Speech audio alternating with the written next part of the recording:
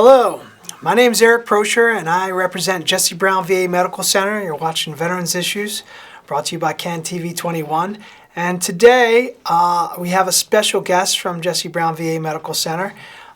This is Jenny Sitzer, and welcome, Jenny. She is our program manager at Jesse Brown VA, program manager for the Women's Health Clinic. And today, over the next 25 minutes, we're going to be talking about services and programs for women veterans in Chicago at Jesse Brown VA Medical Center. So we invite you at home to call in with your questions. This is a live, interactive program. So call 312-738-1060, and we'd be happy to answer any questions you have. Again, Jenny, it's been a while since you've been on the show, so I can't wait to hear all the great things you've been up to. I've seen you from a distance at the medical center, being involved with a variety of programs. The most recent one for me was the Hello Baby's Not My Name. Yes. Yes. It was a campaign to end sexual harassment at the hospital. Right, that's been a hot button issue at Jesse Brown. Actually, across the VA healthcare system, every facility was actually tasked by the secretary to initiate programs that were designed to change the culture at each facility, and specifically to address the issue of sexual and gender-based harassment, to ensure that the hospital feels like a safe and inclusive environment for women vets. That makes sense, and you can see why it might be an issue, since the military and the veterans is such male-dominated cultures, with only like 20% of our active duty members are female or women, and in the VA system, it's about 10%. Have access VA healthcare services. So this population requires some special attention, and you're leading the charge in catering to this population. And the Women's Health Clinic, which we've had for years, is your own separated clinic with women sensitive services and private waiting areas and informed doctors and so on and so forth, correct? We're very fortunate at Jesse Brown. We have a standalone comprehensive women's health center, and it is in a separate area of the hospital than the general primary care area. And that's by design. We want a protected space that is a space that is just for women veterans to access care, and they have unique healthcare needs. So within that clinic, we have primary care providers that are women's health specialists.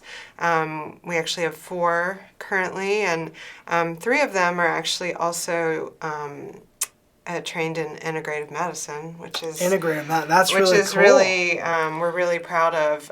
Women veterans, at least at our VA hospital, tend to use complementary and alternative modalities more so than their male counterparts. So it's really important to have those trained physicians and nurse practitioners embedded in the women's clinic. And a lot of the patients that we see are seeking out that type of medicine, that approach to medicine specifically. Yeah, and for the people that are at home that might not be familiar with complementary alternative medicine or integrative medicine, these are modalities that kind of consider the whole person, looking at the role of nutrition and Chinese medicine systems like acupuncture and acupressure and meditation and lifestyle choices that all impact the person's health. It's a big part of the whole health movement, or previously patient-centered care at the VA. And we work closely with whole health coaches that do individual coaching actually in the women's clinic, so patients don't have to leave that women's only environment to access health coaching, one-on-one health coaching. Yes. And So there's health- also group programming too that's So just health for coach, women veterans. again, our audience might not be familiar with the term health Right. coach, but health coach is a really another innovative, awesome idea.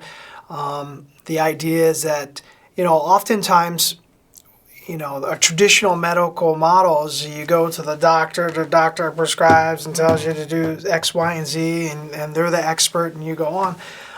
But a lot of the problems that related to the top health problems in America, heart disease, obesity, colon cancer, are related to habits and habit control. So health coaches actually are kind of lifestyle coaches that kind of help people accomplish the goals that are important to them. And so we have dedicated people in the Women's Health Clinic that help people meet their health goals. That's great. It's meant to be as much of a one-stop shop as possible. So, the thing that makes it hard for a lot of women veterans to access care is, we work in a large hospital. It's sometimes hard to navigate the physical environment, especially when most of our patients, most of the people in the facility are men. So, as many services as we can have in that women's clinic, the better the access is. So health coaching, we now have 3 mental health providers in the women's clinic, a psychiatrist, a psychologist, and then also an additional psychologist that can see patients the same day they come in and express a mental health Same need. day access. So they, let's say they come in to see their primary care provider or the gynecologist. Actually on Monday we will now have 3 gynecologists in the clinic. And they express really any type of mental health need. That provider can walk them across the hallway, and they can sit down and have at least an initial conversation with that provider and put a face to the name and make a connection. Yes, And which makes the difference. And then it makes a huge difference. You're a lot more likely to come back and get the follow-up care you might need. So that's been a huge win for us to have those kind of supports embedded in the clinic. Excellent. And both of those psychologists are also recruiting currently for 4 different mental health groups that will be for women veterans only, including a new group that will be for people that are just experiencing stress in their daily lives. I mean, who amongst us does not have that? So in this day and time and era, yes, we live in stressful times. Yeah. So there's a group for women and women veterans in the Women's Health Clinic at Jesse Brown VA that targets stress and teaches people how to manage that and cope with it in their day-to-day lives. That's excellent. So how would someone get involved if someone at home was interested in it? When does it meet? They haven't set a date yet because they're still recruiting participants, but if you have any interest, or you just want to know what services are offered at the hospital, especially if you're looking for something that's for women veterans only, I would say the easiest thing to do would be to reach out directly to me. Again, my name is Jenny Sitzer. And really the easiest way to connect with me, if you're not already connected to the VA, is to call the National Women Veterans Call Center. Oh. So if you Google National Women Veterans Call Center. National Women's Call Center. Maybe we can get an image of that. An image of that phone number. It's really easy to remember. First of all, if you Google search for it, it's the only number that comes up, the National Women Veterans Call Center. But also, it's easy to remember because it's 1-855-VA-WOMEN. And when veterans or veterans' family members call that number, they're connected to whoever's in my position at the VA closest to them. All right, let's see what we got here. Oops, is that it? That's it. So here we have the Women Veterans Call Center, and it looks like you can call and text at 1-800-855-829-6636, and it sounds like we have a caller already. Oh, great. Hello, Eric and Jenny. Hello, caller. When I visit Jesse Brown, I love the pictures throughout the hospital. As you know, a picture tells 1,000 words. Do you think that more photographs with women in them can be added to the hospital as a way of giving people inspiration and hope for maybe what they're going through as they work with the health coach? The question is, would increasing the amount of images of women veterans at the VA help increase and make the environment of care for women and engagement among women veterans stronger? Is that the question, sir? Yes, exactly. All right.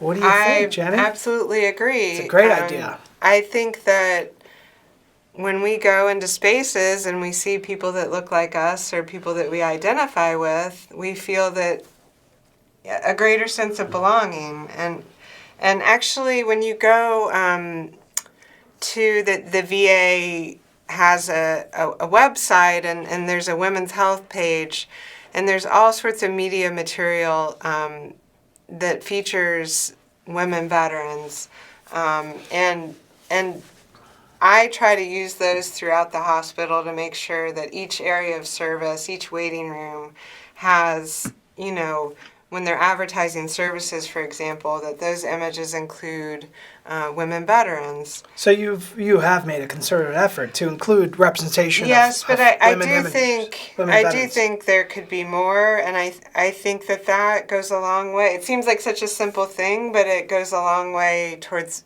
making women veterans feel more included and welcome in the environment. And that was a big reason why we launched the "Hello, my name is not Hey Baby" campaign, which if you haven't been to the hospital to Jesse Brown recently, you may not have seen it, but we launched that campaign, and that campaign features 10 women veterans that also happen to be on staff at Jesse Brown. So they're both veterans that get care at the VA, but also people that work at the VA and serve other veterans.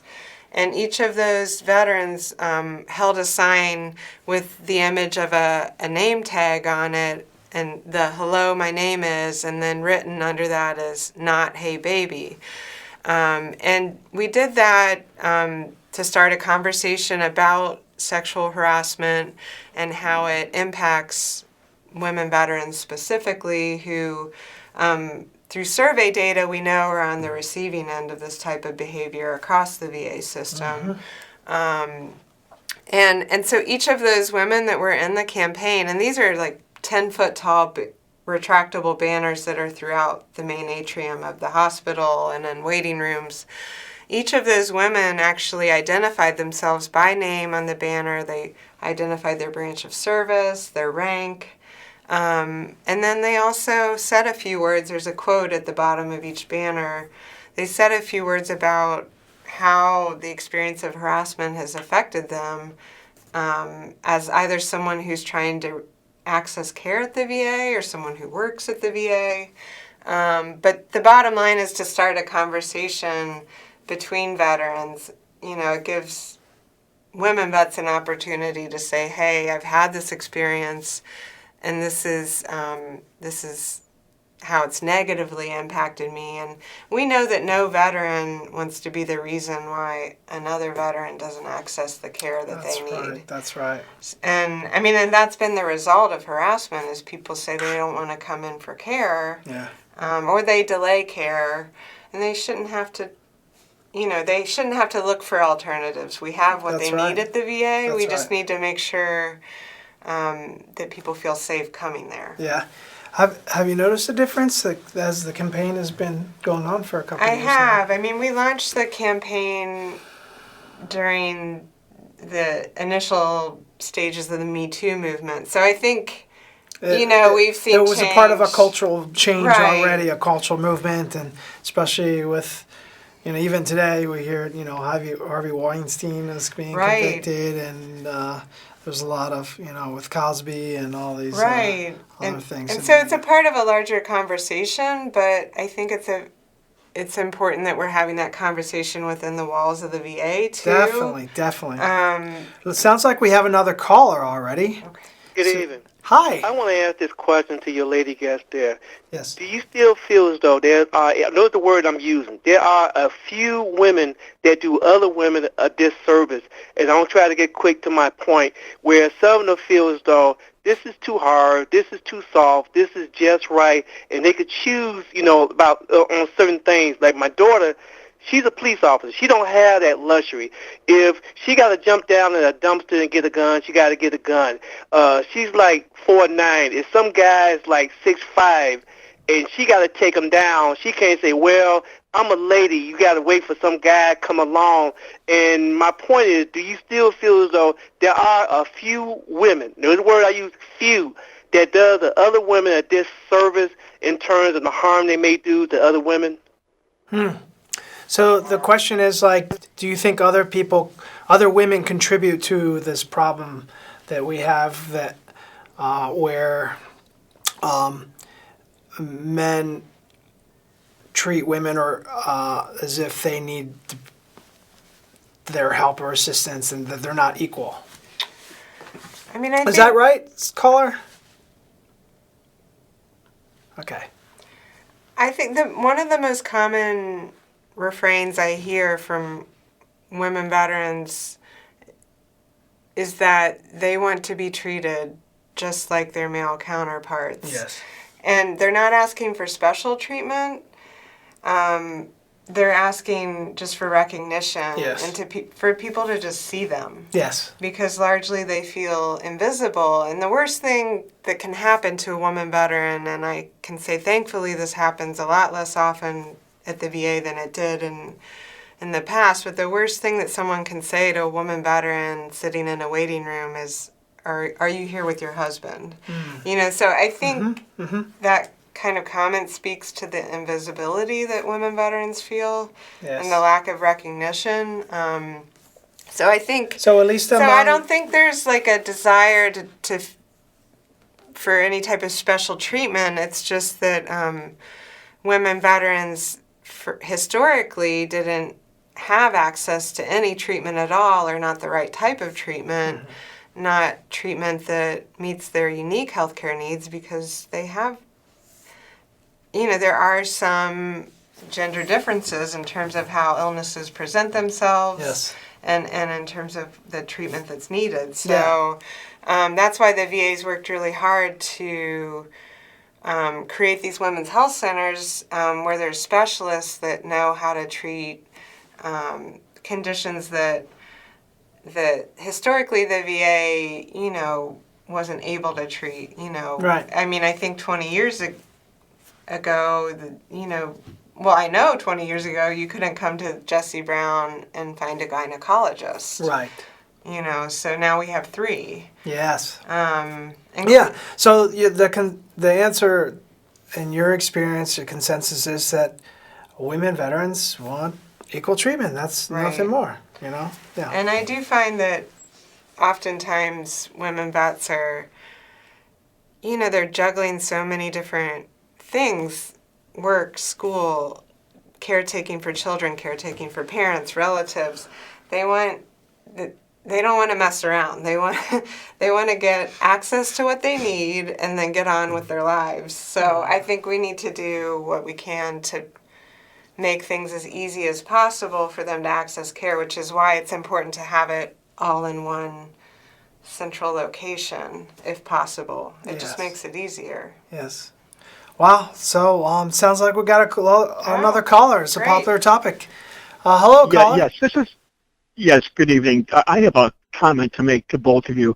I read a lot of self-help books, and one thing that I guarantee you will work, if you get these women who probably have, some mild depression, if you simply get them a pad of paper and a pen, and you ask them to write down what they would like to accomplish in the next 2-week period. Actually, the physical act of writing it down and then checking it off, that's your first step.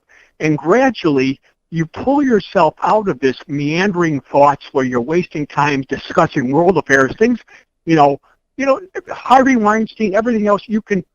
People can sit in a room and waste their entire lives not getting done what they need to do on a daily basis.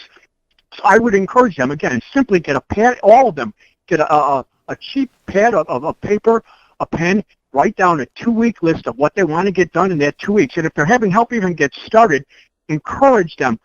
Gradually, in any group of people, you have an alpha group, an alpha male, an alpha female. Somebody will take the lead, then something will kick in and say, wait a minute, I'm not just going to sit here. Maybe I can learn a little bit of something, but I've got to get my own butt in gear. And, and of course you want to let them vent. There's always some talk therapy. You let them vent.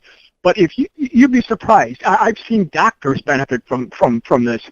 Just writing things down and checking them off. So I'm not going to tie up the line with anything, but I hope you would consider something like that, because it's certainly cost effective. It doesn't cost very much at all. Yeah. And I've never seen anyone fail to, even if it means staying in a daily prayer at a certain time, checking in with something at a certain time, little steps that they want to take, filling out a form that they need to fill out, because they're going to need those skills as they move on in life, because in a sense, they might think that they've peaked at a young age. They've already been in the military. They've done things that other people couldn't do. So now, where do you go from here? You're still young.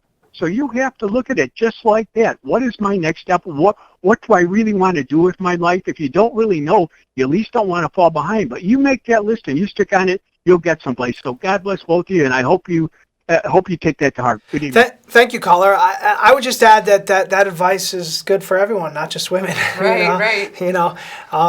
Sure is. Writing down your plan and that helps you formulate it and gives you a direction to move, and your unconscious will do the rest. And I think a lot of the providers at the VA, especially mental health providers, people that offer wellness programming, the health coaches, they would all advise the same thing. Right, that's a big part of the health coaching, right? Is the establishing not just goals, but SMART goals. SMART goals, that things are that are very measurable, specific, and setting yourself a deadline, and I think that is very helpful. So sage advice for anyone. That's right. So we got 5 minutes left. Time is flowing by. Are there any other updates that we need to get out to the public before we I already put the Women Veterans Call Center number out there. Okay. I really think I can put that back up. The best tool for women veterans to get connected to care at the VA, to get connected to information about benefits. So please call. When you call that number, you get connected to the Women Veterans Program Manager at the VA closest to you, and that's my position. So there's someone in my position at every VA. So even if you're not in Cook County, right, you can find a VA close to you. But also at Jesse Brown, we're having a Women Veterans Tele-Town Hall. What's a Tele-Town Hall? So this is the first Tele-Town Hall we're having, and it's a town hall that you can attend in person, but you can also attend by phone. And you see if you're interested in attending by phone, you can send an email to contactjbva@va.gov, and basically you'll get a phone call at the time of the town hall, and you can participate remotely. And as I was saying, women veterans have busy lives. Yes. They may not be able to come in to the hospital, so they can attend remotely on their lunch break, while they're watching their kids, and hear about updates from our hospital leadership. Excellent. So what was the date again? It's March 18th. So that's 3 weeks? No, In 2 weeks, 2 right? weeks. And it's from 11 to 12:30. Again, you can come in person, but you can also join by phone by emailing that number or calling 312-569-6402. All right. And if we have any more time left, I just wanted Yes. to let folks know that there's 2 minutes. a bunch of events coming up for Women's History Month in March, including one of our key partners, National Women Veterans United, is having their 15th anniversary party. Excellent. Where? Party conference. Oh. And it's actually at the Tinley Park Convention Center. And to find out more information, it's on March 28th from 8 a.m. to 3:30. And all you have Saturday. all you have to do is go to National Women Veterans United website, which is www.nwvu.org. nwvu.org. Right. And we partnered with them many years in a row to host a Women Veterans Stand Down at the Jesse Brown VA. And they always provide really great information, and they're a great organization for women veterans to get connected to other women veterans. Perfect. Well, we got to wrap it up. I really want to thank you, and obviously we got a lot more to talk about, so we'll have to come bring you back. But thank you for coming in. Callers for at having home, me. thank you for calling in. You're watching Veterans Issues. We're Jesse Brown VA Medical Center, and you can learn more about our organization by va.gov and then Facebook /Chicago, VA Chicago. And please tune in for our next guests are going to be Fathers Who Care. Please stay; they'll be with us in a few minutes. Thank you and goodbye for now.